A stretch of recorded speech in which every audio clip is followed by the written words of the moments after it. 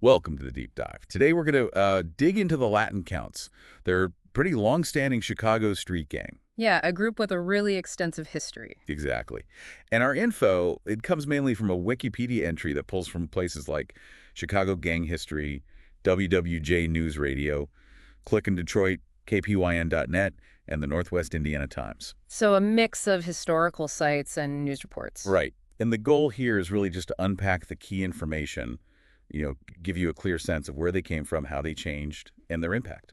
Okay, sounds good. It's definitely interesting how a group like this, starting so small, managed to stick around and spread out so much. Totally. It's kind of a case study in how these groups form and adapt, isn't it? It really is. And the challenges involved in, well, dealing with them. So let's get into it.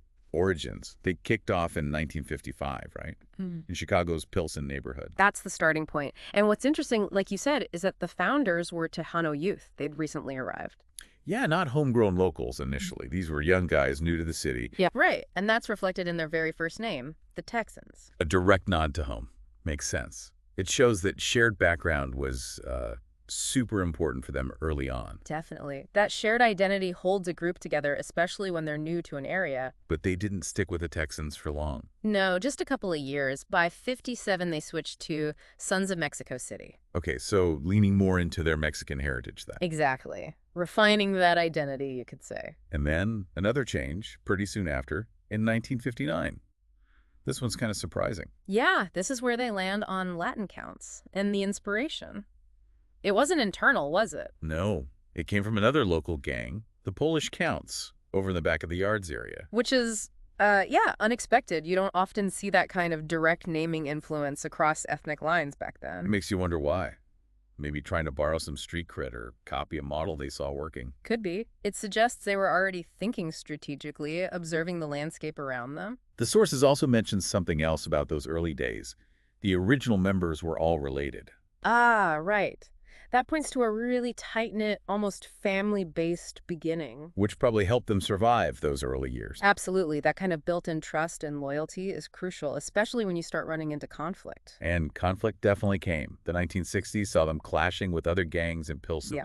The Latin Kings, Satan Disciples, Ambrose.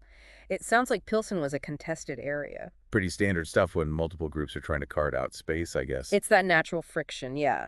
Competing for turf, for influence, for resources. Then 1970 rolls around, and there's a split. Right. A faction breaks off and forms the bishops. But initially, things were okay between them because of those family ties again. Apparently so. They even had an alliance for a while, the Bishop Count Nation. Huh.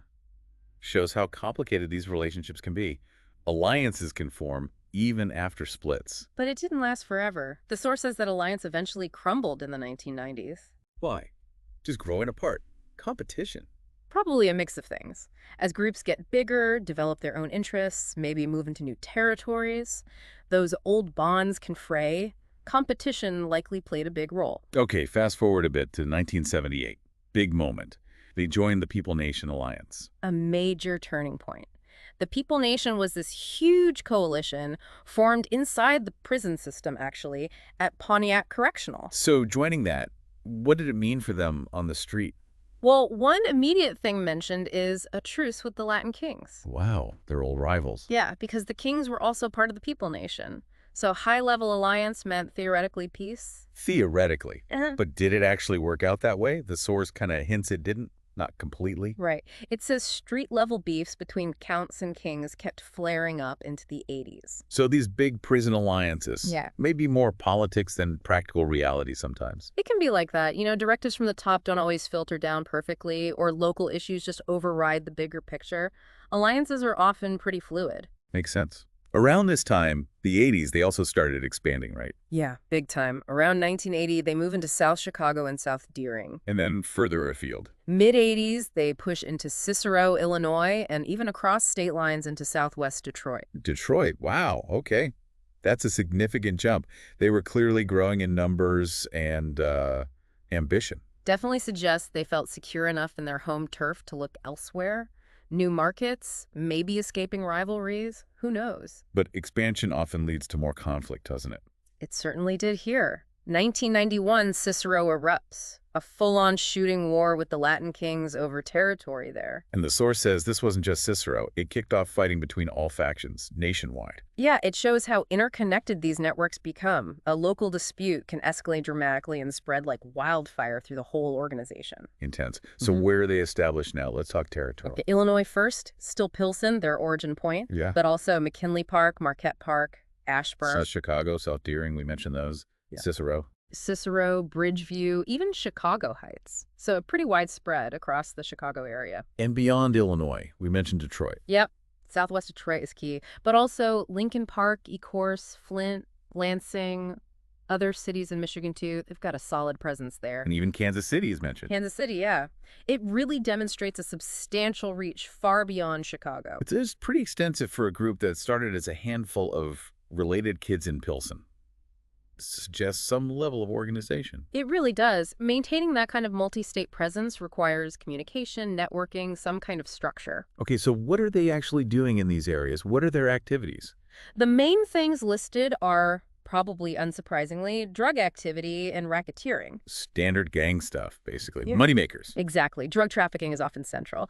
And racketeering, that's a broad term, right? It covers organized criminal schemes, extortion, maybe illegal gambling, anything to generate illicit income. The source also mentions selling stolen weapons. Right. And assaults, even murders. So serious violent crime is definitely part of the picture. It's not just about business. No, violence is often used to control territory, enforce discipline, deal with rivals.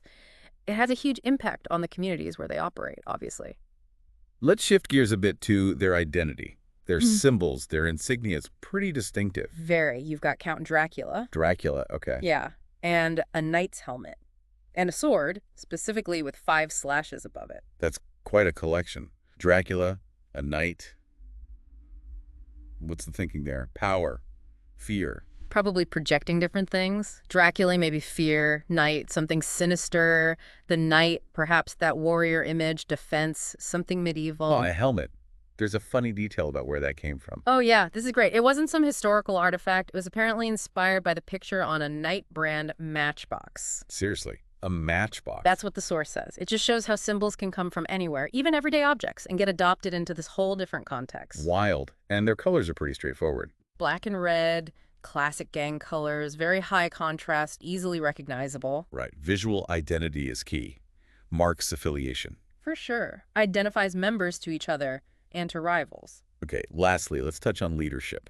The source names a few key figures. Right. Isidro Garza, Victor Vasquez, and Benjamin Beatal gives us a glimpse into the structure and the consequences for those at the top. Yeah, looking at what happened to them is telling. Garza, he was leading the gang while locked up for homicide. Apparently so. And then got another decade added in federal prison for continuing to run things from inside. Wow. That shows how hard it can be to actually dismantle these groups if leadership can still operate behind bars. A huge challenge for law enforcement, absolutely. Then there's Victor Vasquez, sentenced in 2017. Yeah, 30 years. Big sentence. He was convicted under the RQ Act. RICO, racketeer-influenced and corrupt organizations. That's the big one they use against organized crime, right? To target the whole enterprise. Exactly. It focuses on patterns of criminal activity, not just isolated crimes. Getting hit with RSC suggests a pretty sophisticated ongoing criminal operation. And the third name, Benjamin Beatal. His title was Minister of Information. That's what it says. Sounds almost corporate or governmental. It really does. What does a Minister of Information do in a street gang? Good question. Maybe internal communications? Propaganda. Managing their image or message somehow. Whatever it was, he pleaded guilty to racketeering too. Faced 10 years. The title itself, though, suggests a level of organization, specific roles. It definitely points towards a more defined structure than just a loose collection of people. Hierarchy, designated responsibilities. Okay, so let's try and wrap this up.